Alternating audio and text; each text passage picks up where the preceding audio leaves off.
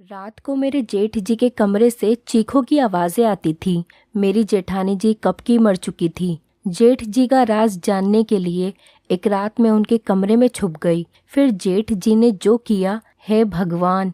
जब मैंने पहली बार वो दिल दहलाने वाली चीखों की आवाजें सुनी तो मैं पूरी तरह से घबरा गई थी। मैं गहरी नींद से हड़बड़ाकर उठ बैठी और चीखने चिल्लाने की आवाजें पूरी हवेली में गूंज रही थी। उस समय चारों ओर सन्नाटा था। मेरे कमरे में बहुत अंधेरा था। मैंने हाथ टटोलते हुए साइड टेबल का लैंप जलाया। मैंने घड़ी की तरफ देखा तो रात के 1 बज रहे थे और चीख पुकार की आवाजें पूरी हवेली में गूंज रही थीं। मैं हैरान थी कि मेरी बगल में लेटे मेरे पति पंकज अब भी गहरी नींद में सोए हुए थे। इतने शोर में उन्हें नींद कैसे आ सकती थी? कल ही तो मैं पंकज की दुल्हन बनकर इस घर में आई थी। मेरी शादी बड़ी धूमधाम से पंकज से हुई थी। मैं बहुत अमीर खानदान की बहू बनी थी। मैं भी एक अमीर खानदान से थी। मेरे सास ससुर कब के मर चुके थे। जेठ जी बहुत देखरेख वाले इंसान थे। मैं उनके व्यवहार को अच्छी तरह से जानती थी। मेरी पंकज से लव मैरिज की शादी थी। हमने एक दूसरे को शादी के लिए खुद ही पसंद किया था और वहीं से हमारी फ़ोन पर बातें होना शुरू हो गईं। हम दोनों ही अमीर ख़ानदान से थे, इसीलिए किसी को भी इस रिश्ते पर ऐतराज़ नहीं हुआ। मेरी शादी की पहली रात थी। उसी रात मैंने हवेली में चीखें सुनी थीं। एक लड़की की चीखों की आवाज़ थी, जैसे वो अपनी मदद के लिए किसी को पुकार रही हो। पहले तो मैंने सोचा कि कमरे के बाहर जाकर देखूं कि आवाज़ें किसकी हैं, कौन है जो इस वक्त इस तरह तेज़ आवाज़ से चिल्ला रहा है। लेकिन मैं एक दिन की दुल्हन थी तो यूं कैसे मुंह उठाकर कमरे से बाहर निकल सकती थी। आधा घंटा ये आवाज़ें गूंजती रहीं। उसके बाद शांति सी छा गई। मुझे पंकज की नींद देखकर बड़ी हैरत हो रही थी। वो इतने शोर में कैसे सो सकता था। लेकिन कुछ देर के बाद आवाज़ें आनी बंद हो गई थीं, जैसे कभी शोर हुआ ही ना हो।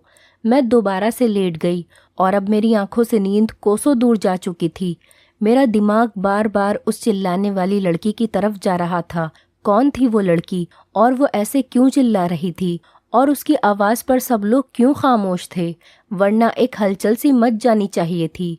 फिर मुझे कुछ डर सा महसूस होने लगा था, क्योंकि जहाँ ये हवेली बनी हुई थी वहाँ आसपास केवल जंगल ही थे।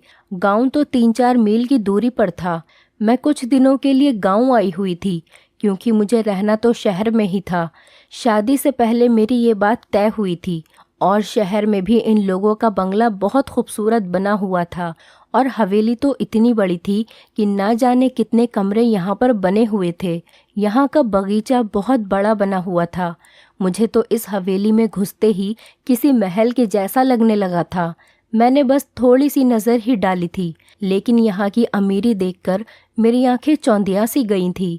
मेरा कमरा फूलों और कैंडल से सजाया गया था। मैं खुद पर जितना भी गुरूर करती उतना ही कम था। हम दोनों को देखकर सब दिया बाती की जोड़ी कहते थे, मगर आज की रात जो कुछ मैंने सुना था, मेरे दिमाग ने काम करना बंद कर दिया था। ना जाने कब सोचते सोचते मैं फिर से नींद की वादियों में खो चुकी थी। सुबह पंकज प्यारी सी मुस्कान लिए मुझे जगा रहा था। कहने लगा, उठ जाइए मैडम जी, ये दिल्ली नहीं है जो आराम से चादर तान कर सोई रहोगी। मैंने धीरे धीरे आंखें खोली तो वो उठ चुका था। पंकज बिस्तर से उठकर अपने कपड़े निकाल रहा था। मुझसे कहने लगा कि तुम्हारा सामान ड्रेसिंग रूम में पड़ा है और तुम्हें वही पहनना है। वो मुझसे कहकर वॉशरूम में चला गया। मैं बिस्तर से उठकर बैठ गई। पहले तो मुझे ऐसा लगा कि रात वाली बात शायद मेरा कोई वहम थी। मैं वही बात सोचते सोचते ड्रेसिंग रूम में चली गई, जो मेरे ही कमरे में बना हुआ था। इतना भारी भरकम जोड़ा देखकर मेरी आंखें फटी रह गईं। मैंने फ्रेश होने के बाद बहुत ही मुश्किल से उन कपड़ों को पहना था। पंकज कमरे से जा चुका था तो कुछ लड़कियां मुझसे पूछकर मेरे कमरे में आईं और मुझे जेवरात पहनाने लगीं, तैयार करने लगीं। जब मैं सज धज कर बाहर आई तो मेरे जेठ जी सामने कुर्सी पर बैठे थे। उन्होंने मुझे देखा और मुस्कुराने लगे। फिर मेरे पास आए और मुझ पर हज़ारों के नोटों की बारिश करके मेरा स्वागत किया। फिर मुझे बाहर ले गए, जहां गांव की औरतें मुझे देखने के लिए कब से मेरा इंतज़ार कर रही थीं। गर्मी और धूप में न जाने वो कब से बाहर बैठी थी। वो मेरी एक झलक देखने के लिए वहाँ पर बैठी हुई थी। मेरे जेठ जी कहने लगे, यह हमारे घर की नई मालकिन है, पंकज की बीवी। सभी औरतें मुझे नमस्ते करने लगी। मैं थोड़ी देर से ज़्यादा वहाँ रुक नहीं पाई थी। तेज़ धूप ने मेरी हालत ख़राब कर दी थी। जल्दी जल्दी मैं अंदर गई और अपने कमरे में एसी ऑन करके बैठ गई।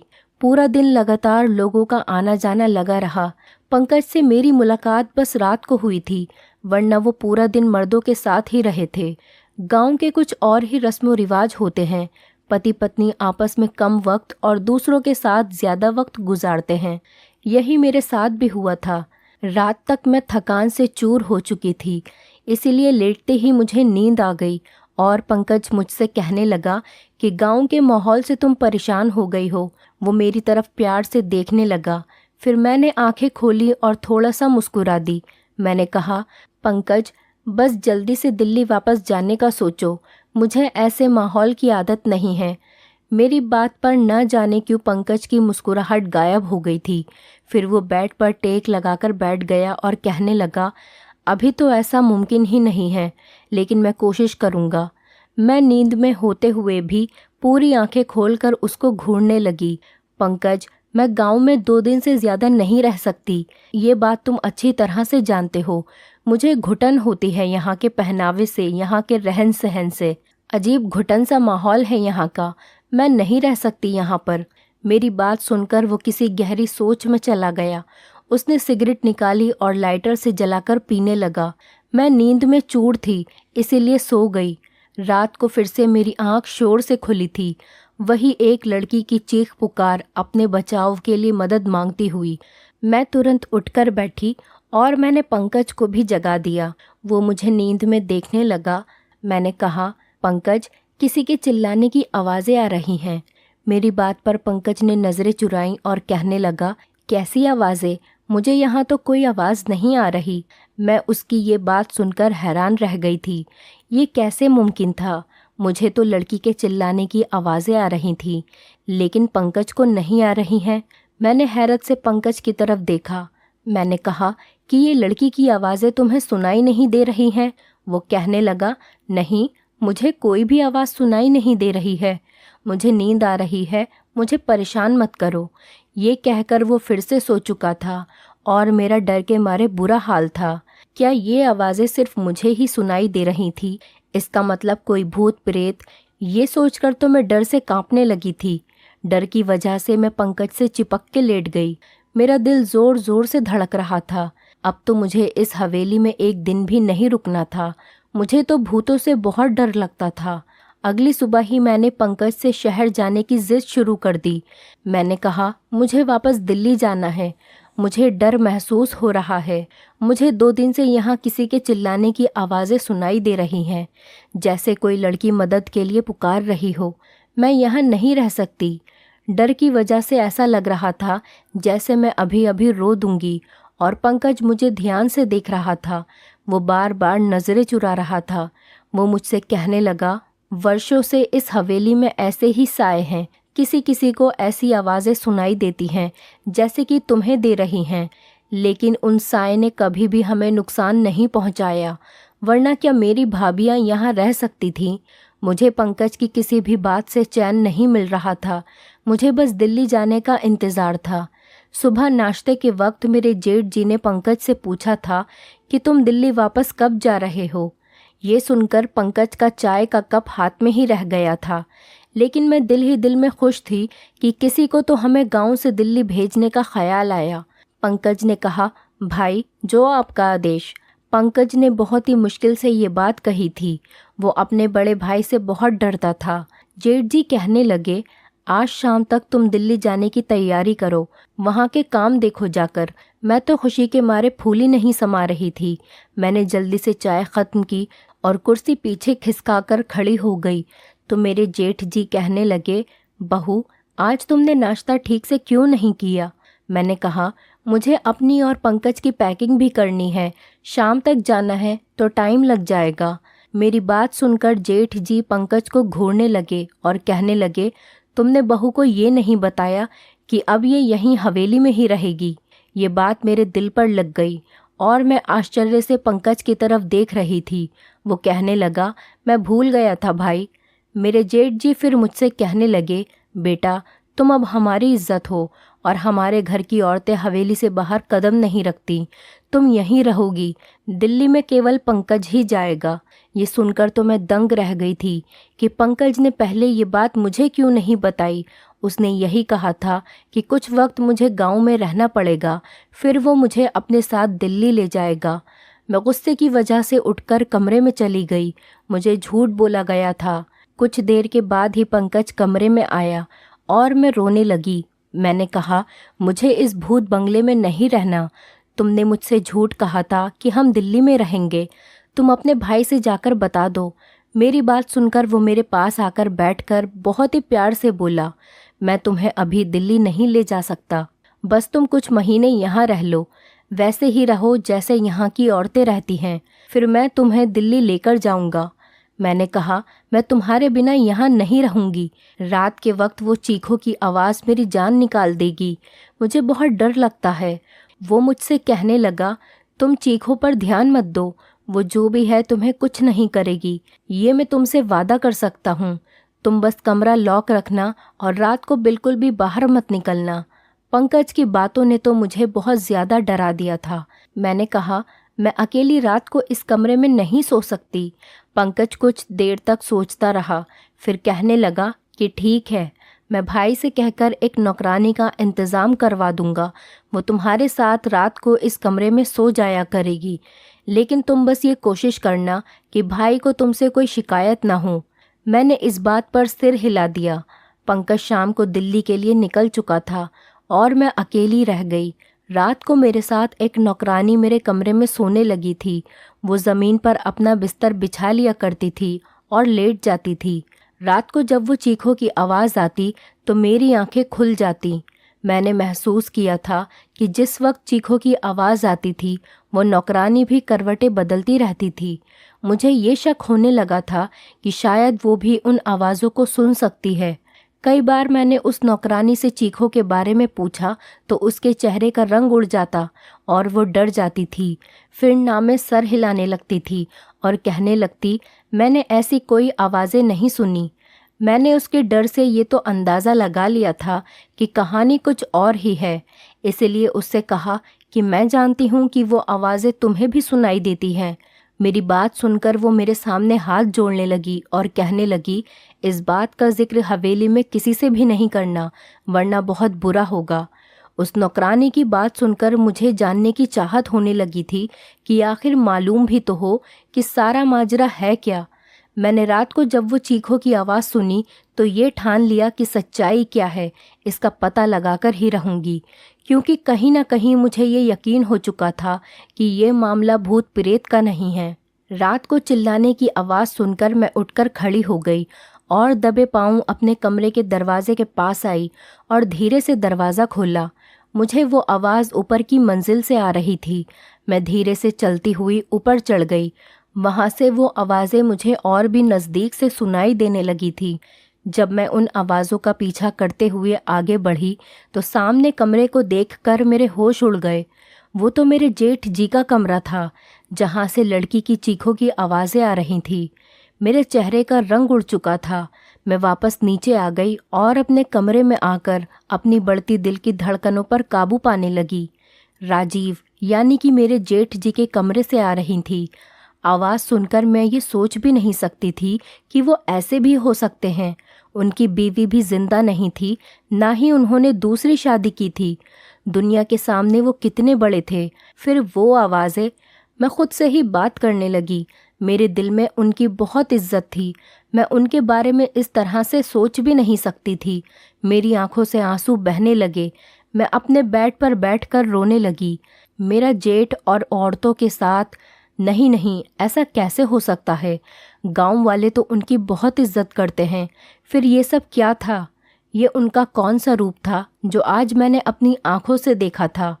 मेरी पूरी रात जागते हुए कटी थी, क्योंकि मैं उनके बारे में ऐसा सोच भी नहीं सकती थी। सुबह नाश्ते पर वो उसी तरह बैठे थे। मेरी आंखें देखकर चाय पीते हुए कहने लगे, पंकज ने फ़ोन पर बात नहीं की मेरी बहू से, तभी रो रो के आंखें सुजाली हैं। उनकी बात पर मैंने कोई जवाब नहीं दिया। मैं खुद ही मुस्कुराने लगी। फिर बोले कि पंकज वहाँ बहुत बिजी है, शायद इसीलिए फ़ोन नहीं कर पाया होगा। मैंने उनकी बात का कोई जवाब नहीं दिया। आज तो उनकी शक्ल देखने का भी मेरा दिल नहीं चाह रहा था। कैसा दोगला इंसान था। दिन में नेक और रहमदिल बना रहता था और रात को ये सोचकर ही मेरा शरीर कांपने लगा था। मैं सोच चुकी थी कि अब उनका पर्दाफाश करके ही रहूंगी, लेकिन मैं नहीं जानती थी कि मैं अपने लिए कितनी बड़ी मुसीबत खड़ी करने जा रही हूँ। जब मैंने वही आवाज़ें दोबारा सुनी तो मैं फिर उसी कमरे के बाहर चली गई। कमरे के हॉल में देखने लगी तो एक 15 साल की लड़की थी। गांव की लग रही थी। उसके चेहरे से उसका दर्द साफ साफ पता चल रहा था। वो हाथ जोड़े अपनी इज्जत की भीख मांग रही थी, चिल्ला रही थी, लेकिन मेरे जेठ जी ने बड़ी बेदर्दी से उसका दुपट्टा उतार कर फेंक दिया था। मैं उससे ज़्यादा नहीं देख सकती। मैं वापस पलट आई। कैसे भी करके मैंने वो रात काटी थी। सुबह होते ही मैंने पंकज को फ़ोन किया और कहा, तुमने मुझसे इतना बड़ा झूठ बोला। तुमने कहा हवेली में आत्माएं हैं, जबकि ऐसा कुछ भी नहीं है। वो आवाज़ें गांव की मासूम लड़कियों की हैं जो तुम्हारे पिता जैसे भाई की हवस का निशाना बनती हैं। मेरे मुंह में जो जो आ रहा था मैंने सब पंकज से कह दिया। मेरी बात सुनकर वो गुस्से में आ गया और कहने लगा कि अपनी ज़ुबान को बंद रखना, जैसे हवेली के सभी लोग रखते हैं, वरना तुम्हें राजीव की ताकत का अंदाज़ा नहीं है। वो तुम्हें जान से मार डालेंगे। पंकज की बात सुनकर जितनी हैरानी हुई उतनी कम थी। मतलब वो अपने भाई के बारे में ये सारी बातें पहले से ही जानता था और वो भी उनसे मिला हुआ था इस सब में। मैंने फ़ोन बंद कर दिया क्योंकि बुराई होता देखकर मैं ऐसे चुप नहीं रह सकती थी। मुझे बस एक सबूत चाहिए था, क्योंकि यहाँ ऐसा कोई नहीं था जो राजीव के खिलाफ एक लफ्ज़ भी बोलता। इसीलिए मैंने रात होने से पहले ही बीमारी का बहाना बनाया और अपना कमरा लॉक करके अपने कमरे में बंद हो गई। मैं जानती थी कि राजीव कब ऊपर जाता है, इसीलिए मैं अपनी पिछली खिड़की से बाहर निकली और पाइपलाइन के सहारे ऊपर की तरफ पहुंच गई। राजीव के कमरे के बाहर की खिड़की उस वक्त खुली हुई थी। मैं उस खिड़की के ज़रिए उस कमरे में पहुंच गई और उस कमरे को किसी दूल्हे के कमरे की तरह सजाया हुआ था। मैं उसी खिड़की के पास एक कोने में छिप गई। रात 1 बजे राजीव उस कमरे में आया और सामने सोफे पर बैठ गया। कुछ देर के बाद उसका नौकर शराब की बोतल लेकर आया और सामने टेबल पर रख दिया। मैंने अपने मोबाइल का कैमरा ऑन कर दिया। कुछ देर के बाद एक 14 साल की मासूम सी लड़की उस कमरे में आई।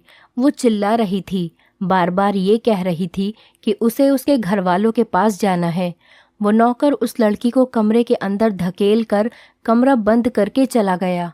राजीव एकदम आराम से सोफे पर बैठा उस लड़की की बेबसी का तमाशा देख रहा था, जो बहुत ज़्यादा रो रही थी, दरवाज़ा पीट रही थी, अपने बचाव के लिए मदद मांग रही थी, जिसकी चीख पुकार हवेली की बेजान दीवारों में गूंज रही थी। वहाँ के लोग इस जुल्म पर बिल्कुल खामोश थे। वो लड़की जब दरवाज़ा बजाकर थक गई तो राजीव के पास आकर हाथ जोड़ने लगी और कहने लगी, राजीव साहब, मुझे छोड़ दो, मुझे जाने दो, मैं तुम्हारी बेटी की उम्र की हूँ, मुझ पर तरस खाओ। उसकी बातें सुनकर मेरा जेठ गुस्से से उठा और उसके बाल पकड़कर कहर भरी नज़रों से देखते हुए बोला, किसी नीच जात की लड़की, तेरी इतनी हिम्मत कि तू मेरे सामने ज़ुबान चलाए। तुझे मैं बताता हूँ कि मेरे सामने ज़ुबान चलाने वालों का मैं क्या अंजाम करता हूँ। ये कहकर उसने उस लड़की को बड़ी ज़ोर से ज़मीन पर पटका, फिर उसकी गर्दन पर अपने पैर से मारने लगा। वो लड़की दर्द से बिलबिला उठी थी और मैं ये सब नहीं देख पा रही थी। न जाने कैसे मैंने खुद को काबू में किया। वहाँ खड़ी ये सब कुछ देख रही थी मैं। फिर मेरे जेठ ने उस लड़की को पकड़कर बिस्तर पर पटका और अपना सिगरेट जलाकर जैसे ही उसने लड़की के चेहरे पर लगाया, उस लड़की की चीख के साथ साथ मेरी भी चीखें निकल गईं। राजीव तुरंत ही वहाँ से पीछे हटा। मेरी चीख सुनकर वो समझ गया था कि कमरे में उस लड़की के अलावा कोई और भी है। इससे पहले कि वो मुझे ढूंढता, मैं उसी खिड़की से बाहर निकल गई, लेकिन शायद वो मुझे देख चुका था, क्योंकि मैं कोई प्रोफेशनल जासूस तो नहीं थी, एक आम सी लड़की थी। मैं जिस रास्ते से आई थी उसी रास्ते से नीचे उतर गई, लेकिन अपने कमरे के बजाय हवेली के पीछे चली गई। मैं वहीं जाकर छुप गई। मुझे पूरी हवेली में एक हलचल सी महसूस हुई थी। बहुत से कदमों की आवाज़ें सुनाई दे रही थी। मैं एक घनी झाड़ी में छुप गई। बहुत से नौकर टॉर्च जलाकर मुझे ढूंढ रहे थे। मैं तो सांस लेना ही भूल गई थी। मुझे डर था कि अब मैं पकड़ी जाऊंगी। कुछ देर के बाद नौकर वहां से चले गए। उनके जाते ही मैंने सुकून की सांस ली। मैं एक बड़े से पेड़ पर चढ़ने लगी जो इस हवेली की दीवार से चिपका हुआ था। उस पेड़ पर चढ़कर मैंने दीवार से दूसरी तरफ देखा तो वो एक घना जंगल था। मैं वहां कूद गई थी। मैं नहीं जानती थी कि मैं उस जंगल को पार करने के बाद कहाँ पहुंच जाऊंगी, लेकिन मैं लगातार भाग रही थी। सुबह तक मैं भागती रही। जैसे ही हल्की हल्की रोशनी हुई मैं सड़क पर पहुंच चुकी थी। उसी वक्त एक बस दिल्ली जाने के लिए वहां से गुजर रही थी। मैं उस बस में बैठ गई और पूरे रास्ते भर मैंने अपना चेहरा दुपट्टे से छुपाए रखा। दिल्ली पहुंचते ही मैंने अपने पापा के दोस्त जो कि आईपीएस अफसर थे, उन्हें ये वीडियो दिखा दी। मेरी वजह से उस गांव के इस घिनौने खेल का किस्सा ख़त्म हुआ था और राजीव के साथ साथ पंकज भी पकड़ा गया था। वो लोग गांव की कम उम्र लड़कियों के साथ गलत करके उसे दूसरे देश में भेजते थे और कुछ को मार देते थे, और मेरे पति दिल्ली से वही काम करते थे और इसीलिए वो मुझे अपने साथ नहीं लेकर गए थे। मैंने अब पंकज से तलाक ले लिया था क्योंकि मैं ऐसे इंसान के साथ ज़िंदगी नहीं गुजार सकती थी। मुझे खुशी थी कि मेरी वजह से बहुत सी लड़कियां बच गई थीं। दोस्तों, उम्मीद करती हूँ आपको हमारी कहानी पसंद आई होगी। कहानी पसंद आई है तो वीडियो को लाइक करें, चैनल पर नए हैं तो चैनल को सब्सक्राइब करें और हाँ, नोटिफिकेशन बेल को ज़रूर दबाएं ताकि अगली अपडेट सबसे पहले आपको मिले।